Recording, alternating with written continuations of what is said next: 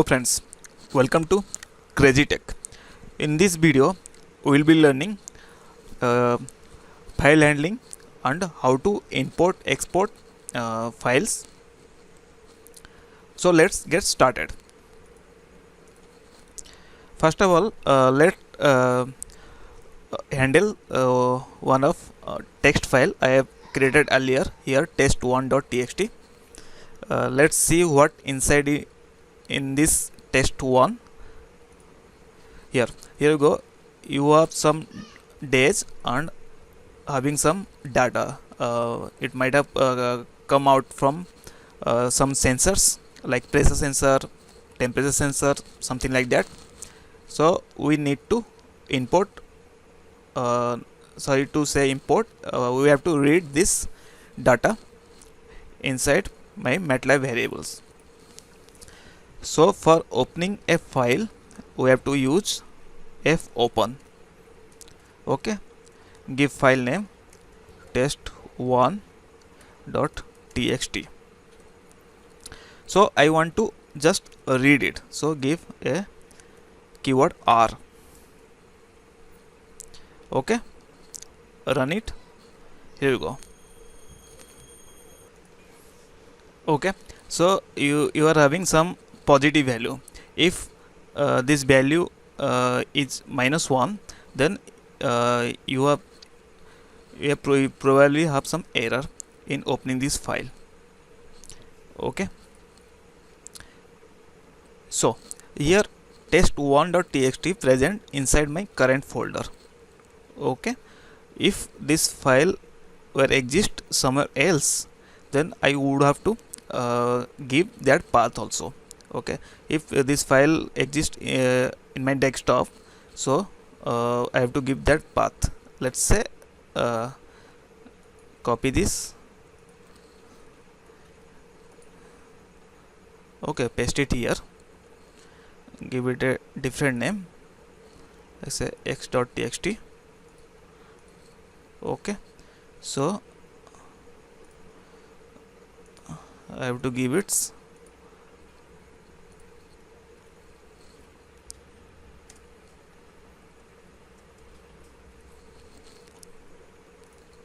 okay. Here you go, it's a positive number, so my file opening is success.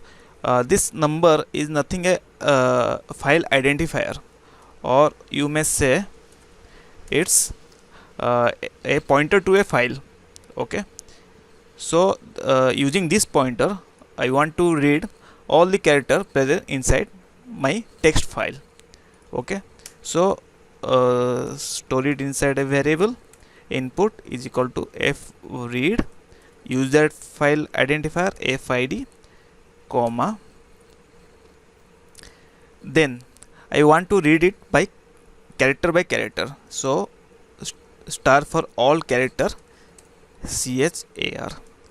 Okay, so there is a lot of functionality for fread. If you interested to go further deeper, then you may search it here, doc fread.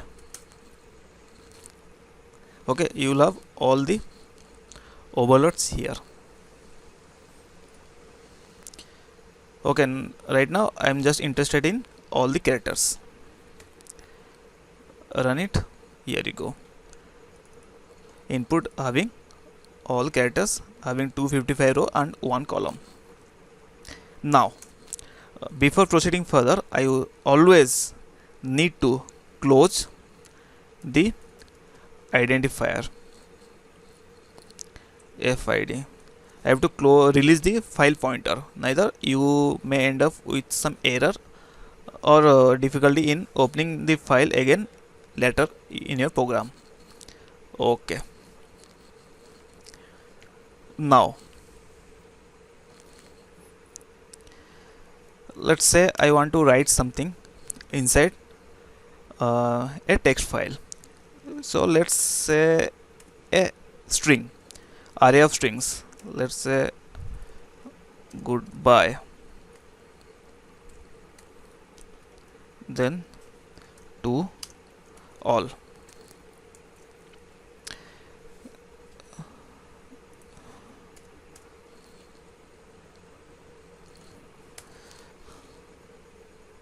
Okay, now I want to write this string inside a text file. So uh, I want to open an existing text file, or I have to create one. Okay, so copy this fid1. Let's say I have to create this x1 file in write mode. So watch out guys, here in write mode, if this file already exists, then fopen deletes all the data present inside x1 and write it as fresh. Okay, if erase all data first, then starts writing. If it does not exist, if it creates x1.txt file first, then starts writing. Okay, I don't have x1 in my desktop, so it creates x1 first, then write my string. For writing fwrite, I have to give file identifier, that is fid1. Then I have to give my string which I want to write and make it close before proceeding. fid1. Okay, okay, run it.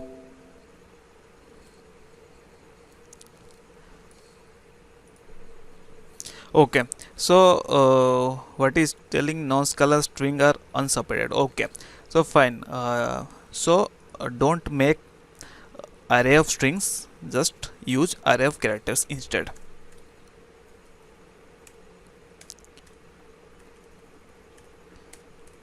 Okay, now I think that's fine right now. Yes, it's so.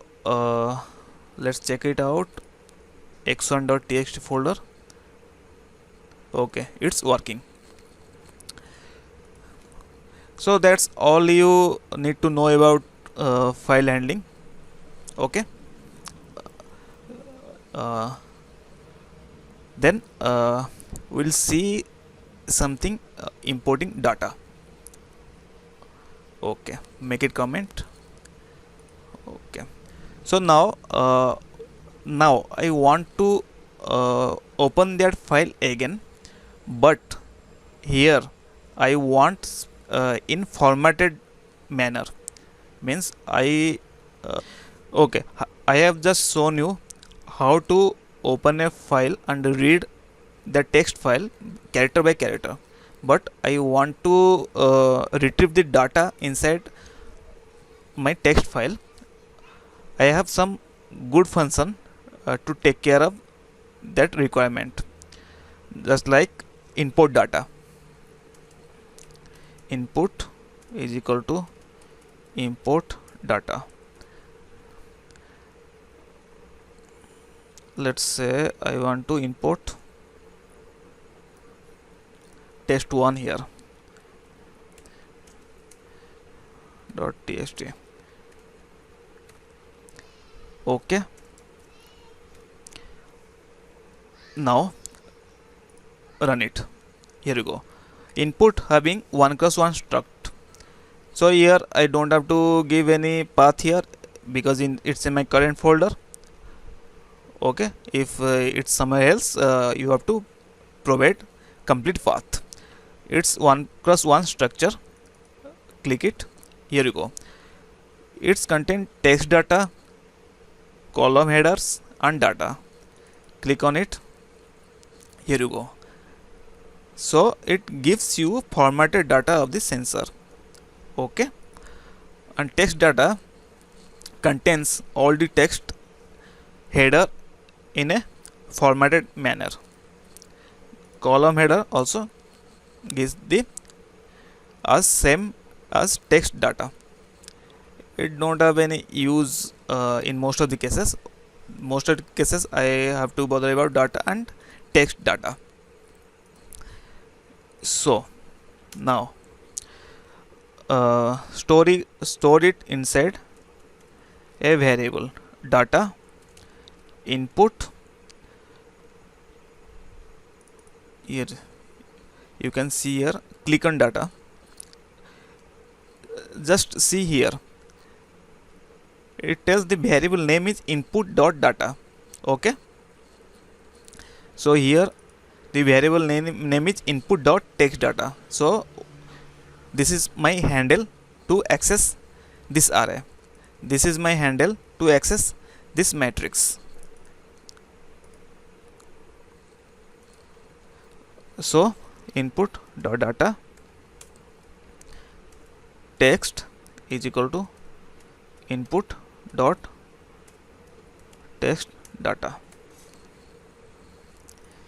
Here we go. Now my data and text data is ready to be used as required by me in my programming. Easy. Okay, let's say I have also created another text file, test2. Here we go, test2. Like say this input from the sensor is coming with a delimiter character like comma. Let's say my input data contains a comma separator between two data. Okay, so how would I take care of this situation? Okay, so there is another parameter you could able to pass here in import data, which is called delimiter. Okay, take a quick look, doc import data. Okay, it's called delimiter.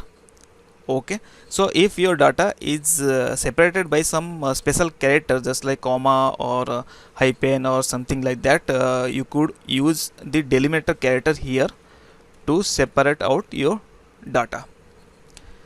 So here you go, I have delimiter in test2 data. Okay, so run it and you can see here I have extracted all my data from that delimiter character. Okay, similarly there is another parameter you could pass here called header lines.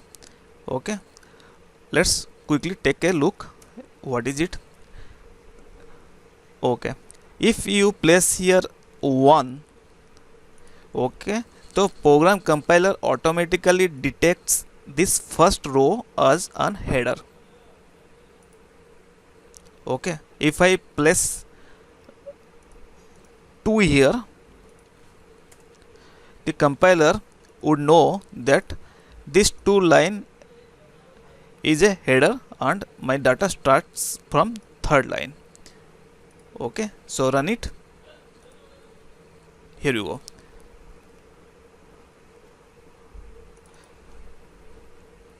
Okay, so it plays. Okay, it's some kind of unformatted data because the first row contains characters and the second row contains data, so it's showing you like this. So this compiler would know that this 2 line is my header line and rest of the lines my data, so it places this data in my matrix accordingly. So I don't need it right now. Here we go. So I think you are clear about how to import data from text file. Okay, right now I have some data here. Run it again. Here I have some data. Let's have some random data. I have told you what random does. I don't need to explain it here again. Data 2 is equal to rand n 1, 10.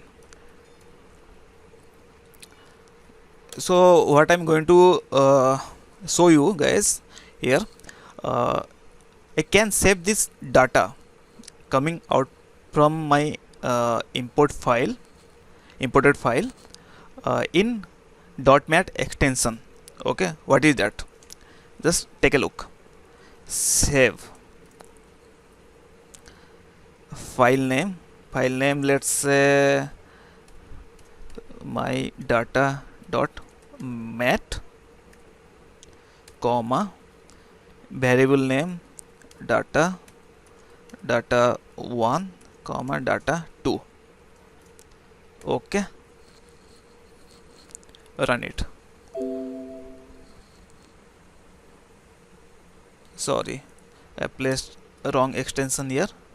.mat, same error. Okay, actually I need to enclose this variable also between quote, control X, data, control X, data. I think it should be fine. Yes, now my data1, data2, let's say another data3,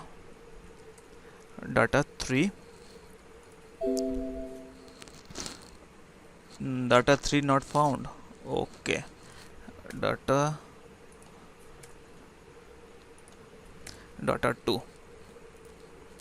here you go. It's all saved in variable my data. Where is my data?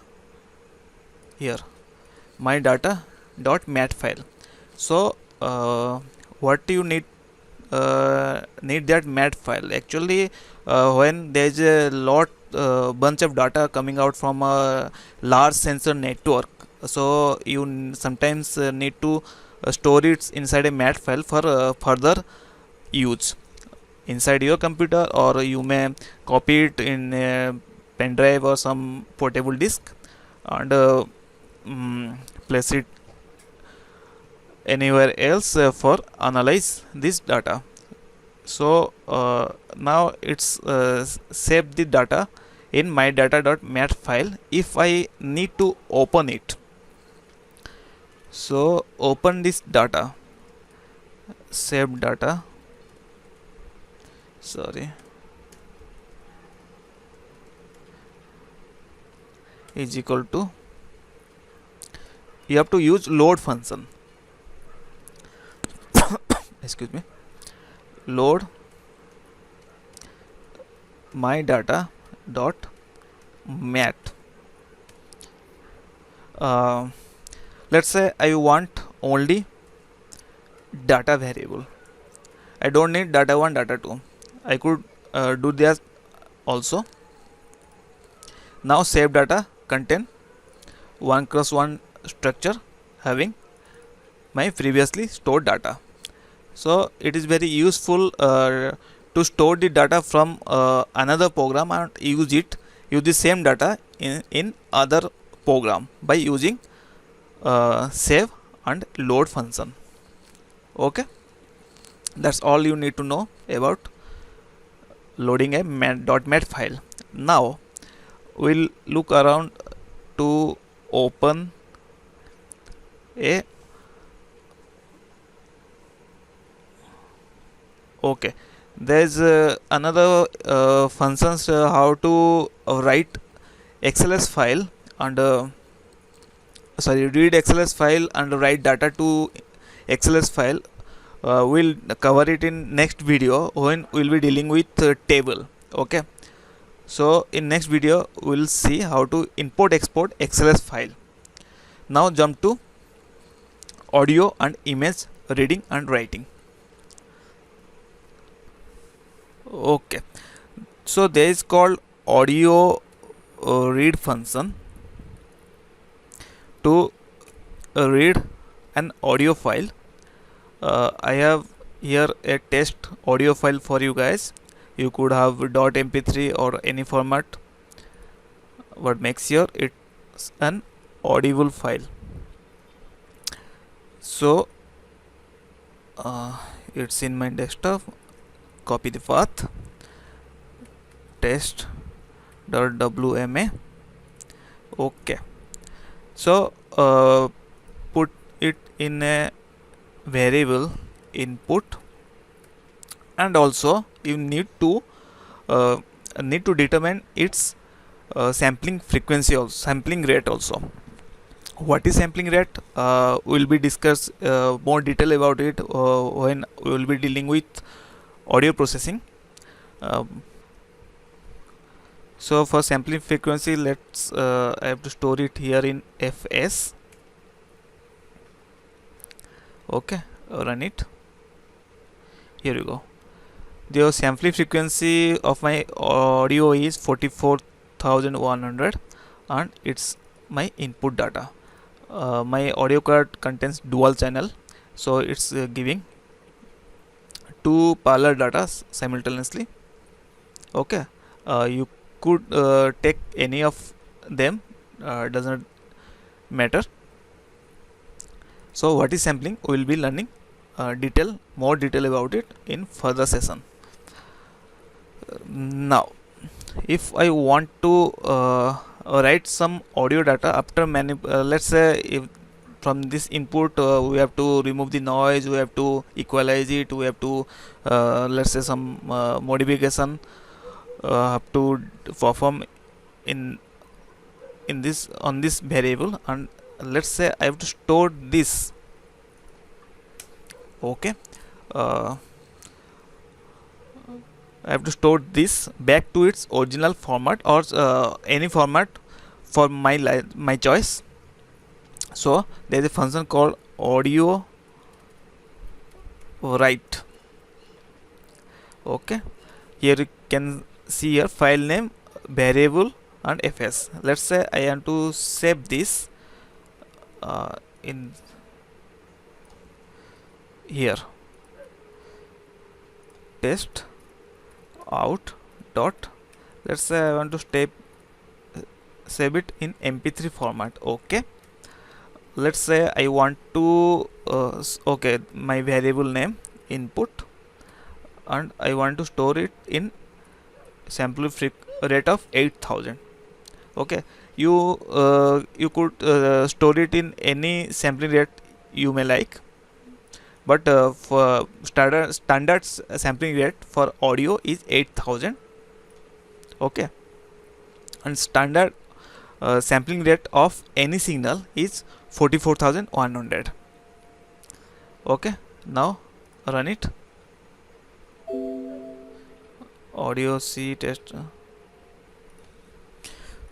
Okay, I think .mp3 is not supported in audio, right? Let's check it out, guys. Audio right, here you go. Here you go. Let's click on examples. Okay, now this is the platform. The file is supporting .web.ogg flag mp4.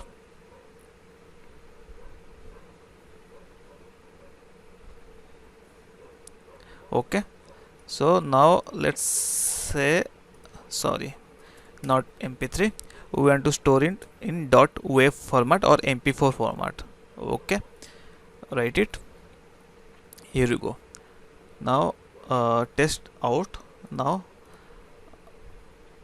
I have a wave file of test out here. Okay, now let's see how to read an image file. Okay, so comment it. Now to import an image file, there is a function called imread.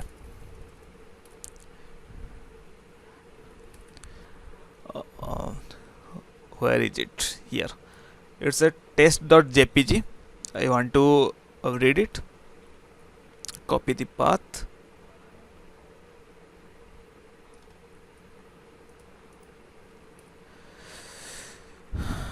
Test.jpg. Okay, run it.